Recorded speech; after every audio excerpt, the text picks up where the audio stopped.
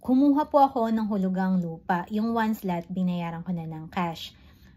Mahigit 1 year na pero wala pa po silang pinapakitang license to sell.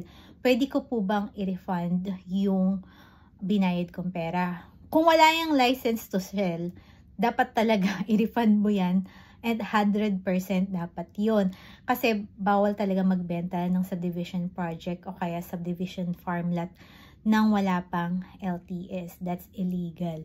So, para hindi masayang yung effort mo, yung time mo, at yung pera mo, bumili ka lang ng property sa mga, syempre, sa mga kilalang developer at yung may license to sell na para whatever happens, di ba, back up mo yung gobyerno, may habol ka.